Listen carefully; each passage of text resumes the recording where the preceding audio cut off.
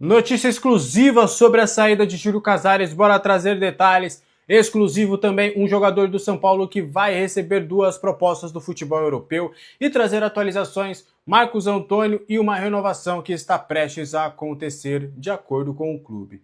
Bora trazer as últimas informações do São Paulo Futebol Clube só antes. Aqui embaixo na descrição tem o link para você se tornar membro do canal. Todos os membros do canal já sabem dessas informações com exclusividade. A gente falou vários bastidores para os membros, a gente traz toda a temperatura, todas as informações, fontes, documentos, tudo explicadinho e mastigadinho para os membros do canal. Você não pode ficar de fora dessa, tá? Se você quiser ficar por dentro de tudo que acontece no São Paulo, é só você se tornar membro deste canal.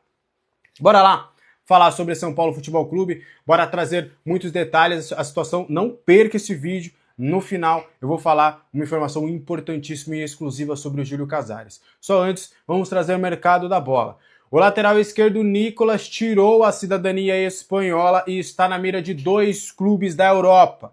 O jogador recebeu contatos oficiais da Roma e do Sevilha, que são 2 equipes que estão dispostas a fazer propostas oficiais para o São Paulo Futebol Clube já na outra janela de transferências, a do meio do ano, a mais forte. O atleta que foi titular na partida contra o Mirassol tem sido observado pelo futebol europeu. Barcelona e Stuttgart mais recentemente também chegaram a realizar sondagens. E aí agora essas 2 equipes, tanto o Sevilha quanto a Roma, acenam com uma proposta de 5 milhões de euros na janela do meio do ano. Os 2 clubes são os mais interessados na contratação do jogador neste momento. Ele tem contrato com o São Paulo até dezembro de 2029, então o São Paulo está muito bem quisto nessa questão, está muito bem seguro na sua situação contratual. Ele renovou seu contrato na temporada passada, é um dos grandes destaques do São Paulo nas categorias de base desde o Sub-17 e aí agora chama a atenção do futebol europeu. São Paulo tem um contrato longo, está resguardado, até do que a gente conversa com o São Paulo, ainda não chegou nada oficialmente, mas eles sabem que sim, o Nicolas é uma das possibilidades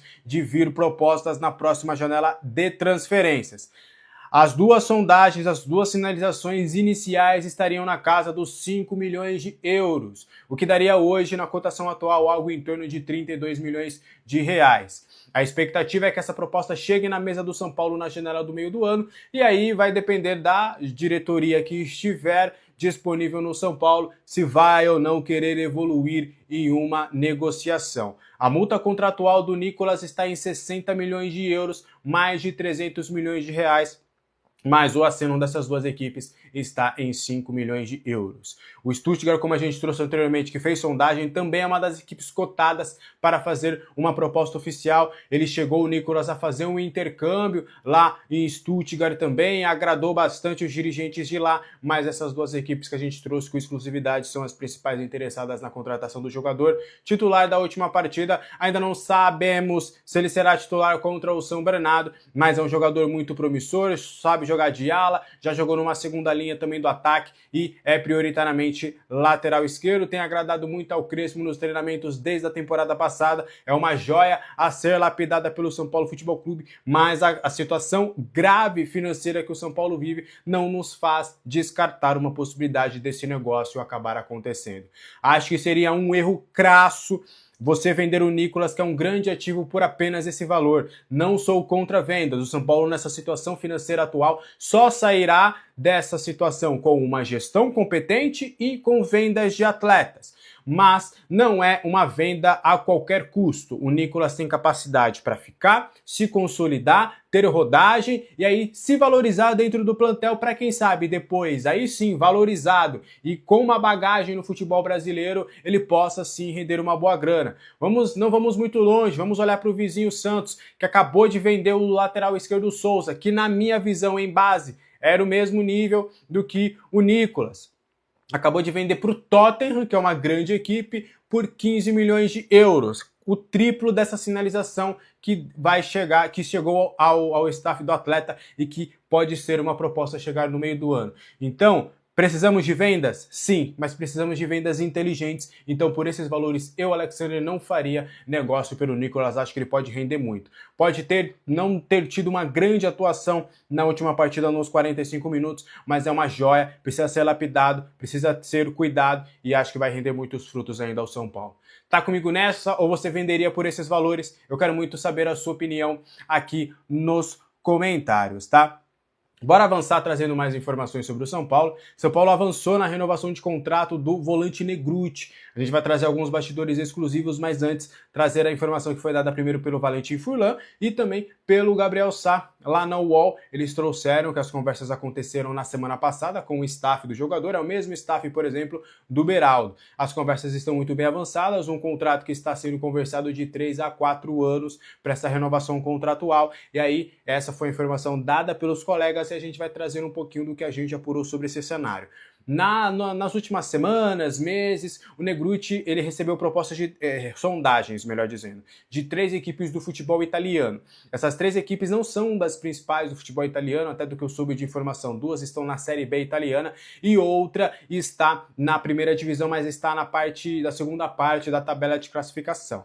Eles receberam sondagens, mas optaram por ficarem no primeiro momento. O Negrutti ele quer muito ter rodagem no São Paulo, ele quer ter legado esportivo dentro do São Paulo antes de embarcar para o futebol europeu.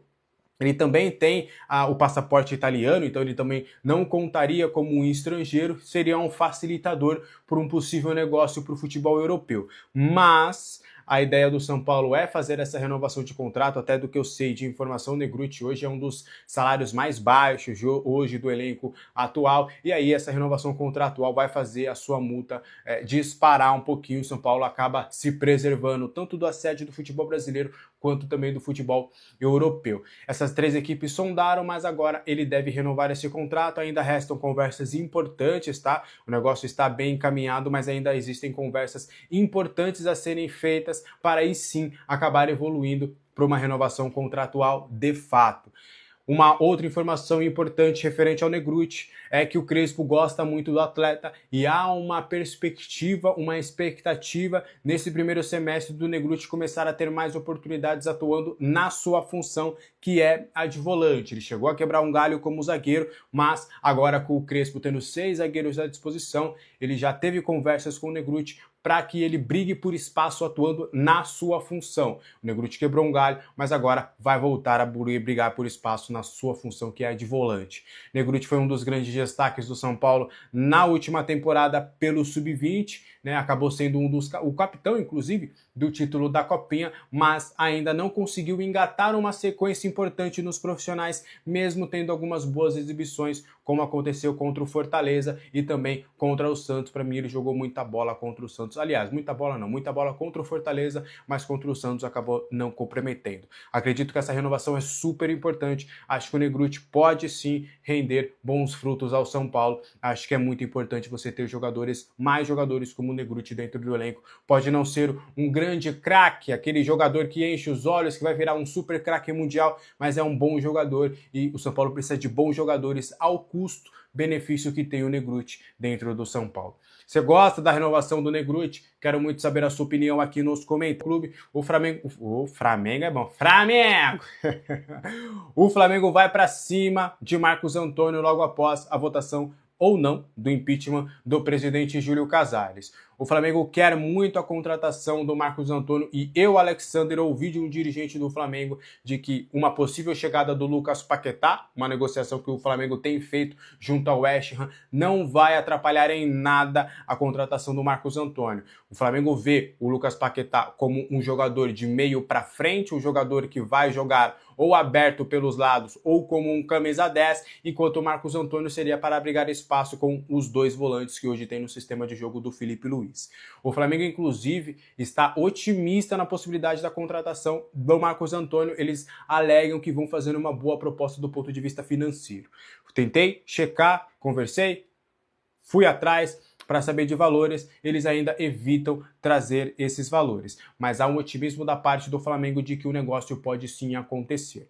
Já do lado do São Paulo, negam veementemente qualquer possibilidade de negócio e atestam: Marcos Antônio só sai por valores assustadores. Só que aí precisamos entender e ver Quais que serão esses valores assustadores? O São Paulo reitera que o Marcos Antônio é um titular absoluto, é peça fundamental, que não está à venda, que não está no mercado e muito menos será envolvido em qualquer transação de troca com algum atleta.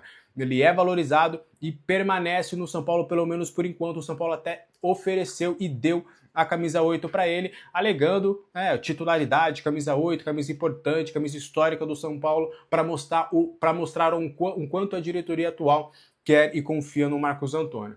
Porém, a gente sabe como é mercado, o Flamengo, inclusive, sinaliza ao staff do Marcos Antônio pagamentos quase dobrados em relação ao que ele recebe hoje no São Paulo.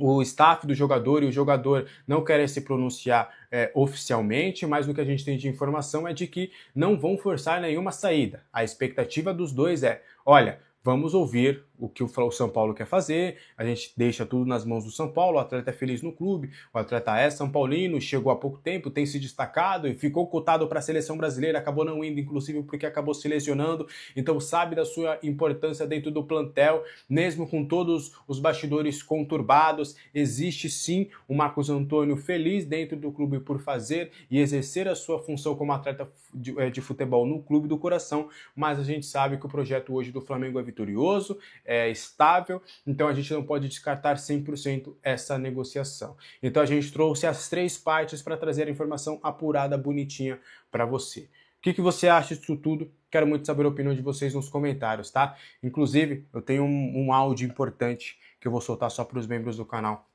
lá no nosso grupo do WhatsApp referente a essa situação, um áudio importante de um dirigente com quem eu conversei. Para fechar o vídeo de hoje, Júlio Casares deve sair do cargo de presidente do São Paulo até o fim desta semana e só tem uma coisa que pode salvá-lo.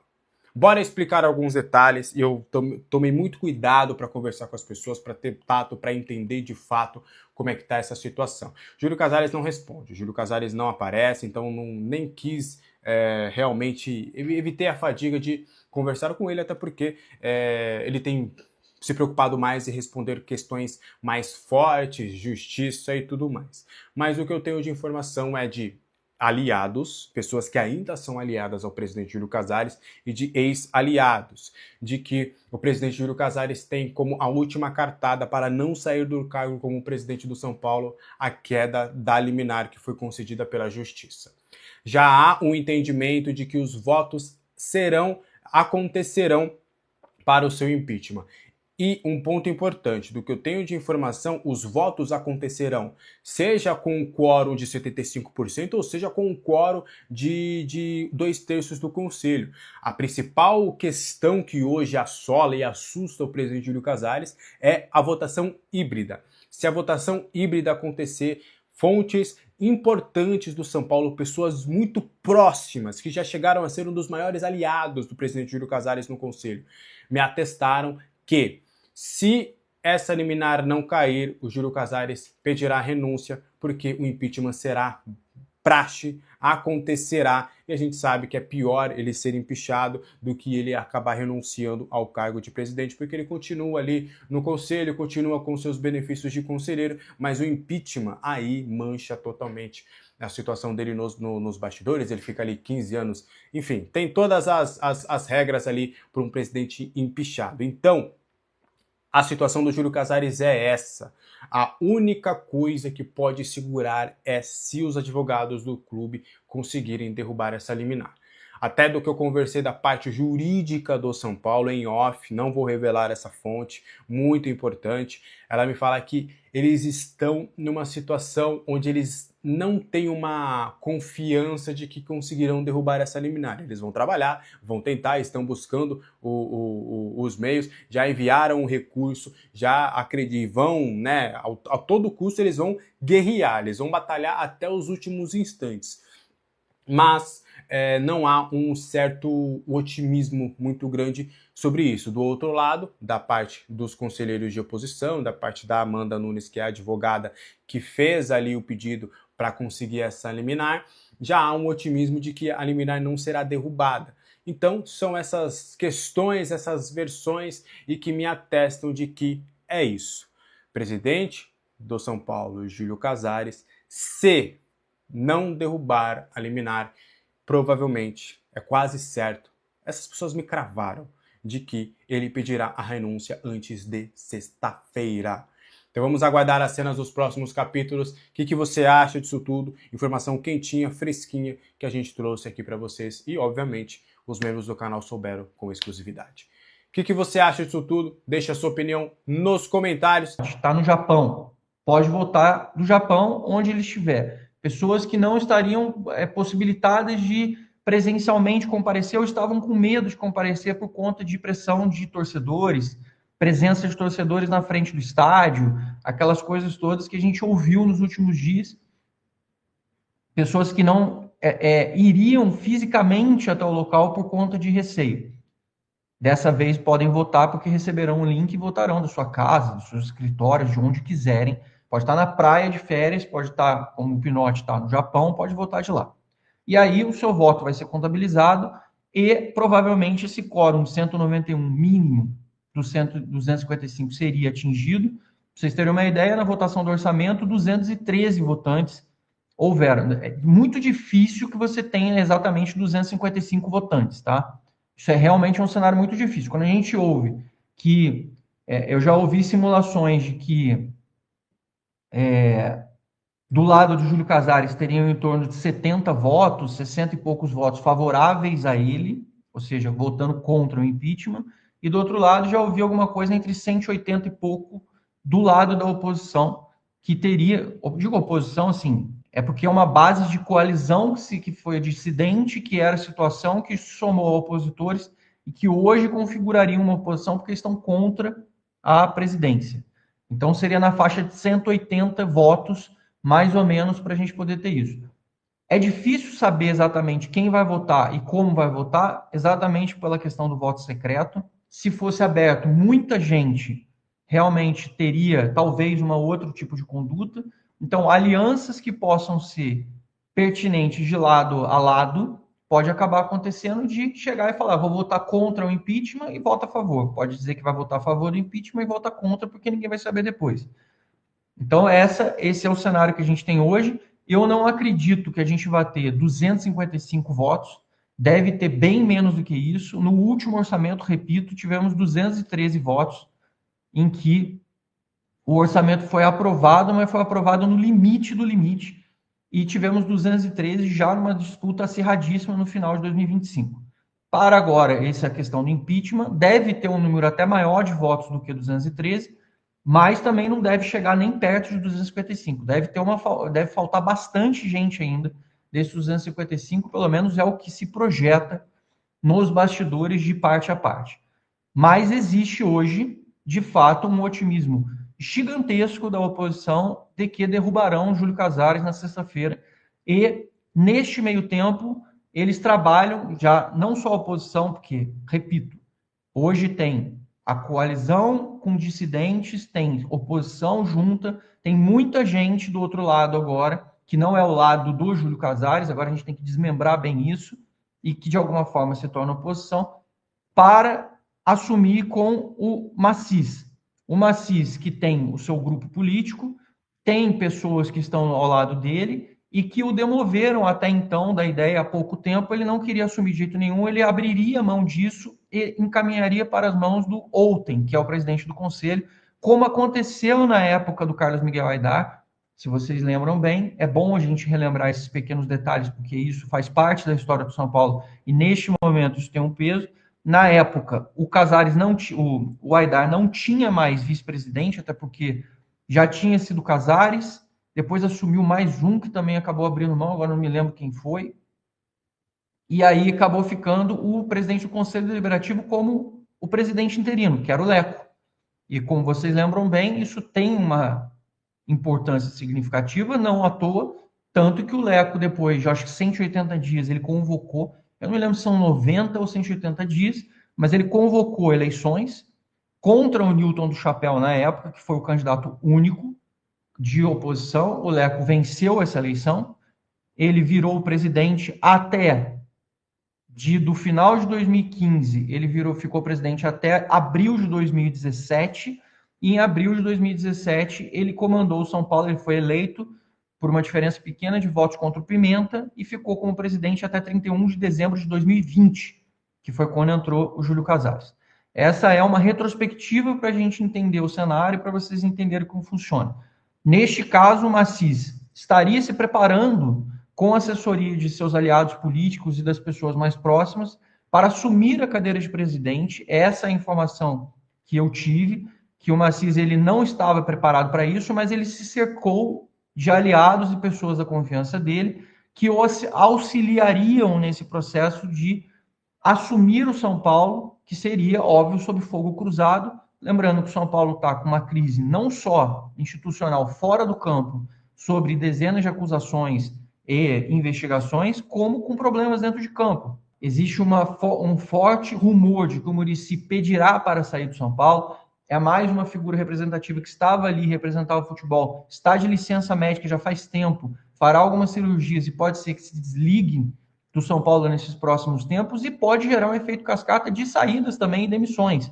Tem muita gente que está ali que só está ali por conta dele. Profissionais no CT, profissionais em Cotia, o sobrinho dele é técnico em Cotia, o Milton Cruz também só está no CT muito por conta da presença do Muricy. Então, todos esses enlaces, eles vão gerando mais saídas, mais movimentações, mais gente que deixa o clube, mais mudança, mais contratações e a coisa vai ficando cada vez mais instável.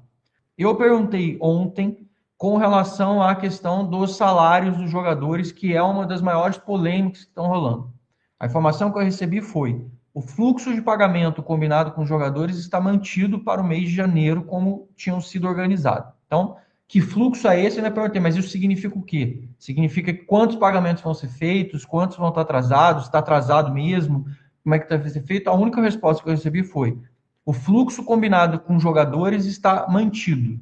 O São Paulo não descumpriu o fluxo combinado com os atletas. Agora, que fluxo é esse? Eu não consegui apurar. Vocês sabem como é que o negócio está pegando fogo dentro do clube. Está difícil de conseguir informações, está difícil de conseguir mais bases de coisas, porque está todo mundo em reunião o tempo todo com o advogado, cuidando de apagar um incêndio daqui, um incêndio dali. Está mais difícil. Então, me garantiram que o que está combinado com os jogadores está sendo regiamente cumprido e que não seria este o problema. Surgiu ontem também uma informação de que o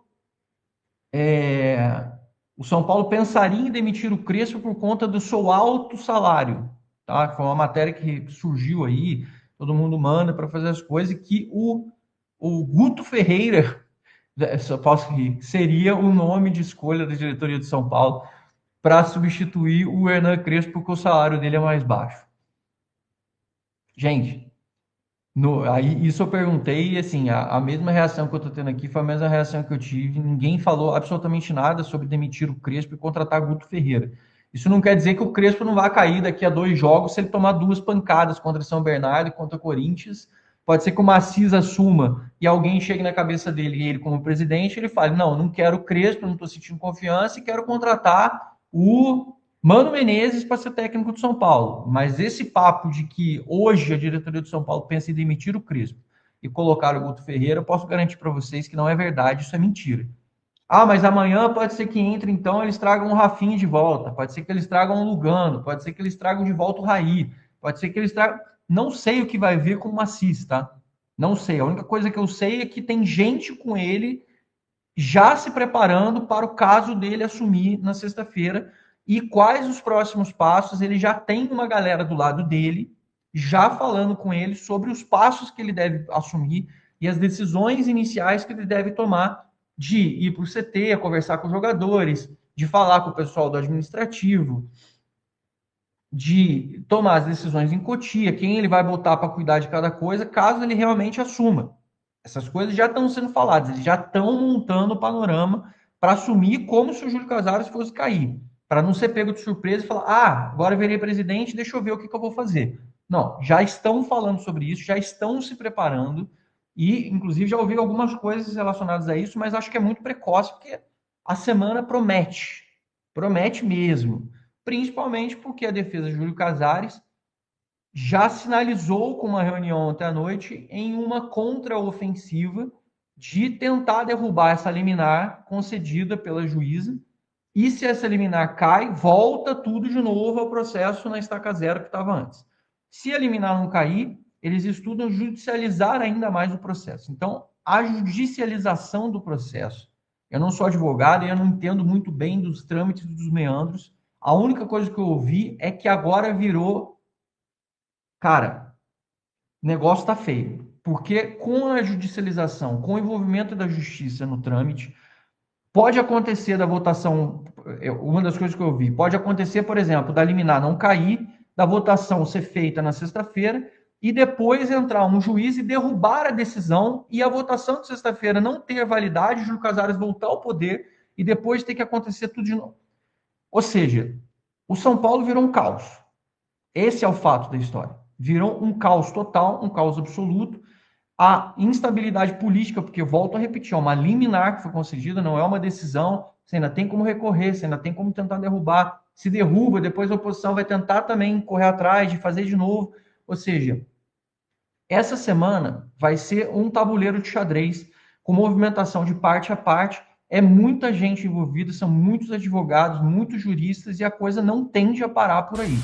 O São Paulo não deve conseguir antecipar a chegada do lateral direito Lucas Ramon, de 31 anos. O Mirassol não tem se mostrado disposto a liberar o jogador antes do fim de seu contrato, no dia 5 de maio, apesar de não ter inscrito ele no Campeonato Paulista. O São Paulo acertou um pré-contrato com Lucas Ramon nas últimas semanas e abriu negociações com o Mirassol para antecipar a transferência, mas não obteve sucesso. A tendência é de que o São Paulo acerte um contrato de 2 temporadas com Lucas Ramon, que chegará ao elenco para disputar posição com Cédric Soares e Mike. Vale lembrar que a pedida do Mirassol para liberar o atleta foi de cerca de R$500 mil, valor insignificante, mas que a diretoria do São Paulo é incapaz de pagar. Um fato como este nos dá a noção de como está caótica a situação do tricolor paulista. Pausa de 5 segundos para pedir a sua ajuda ao nosso canal com o seu like e se inscrever se ainda não for um inscrito.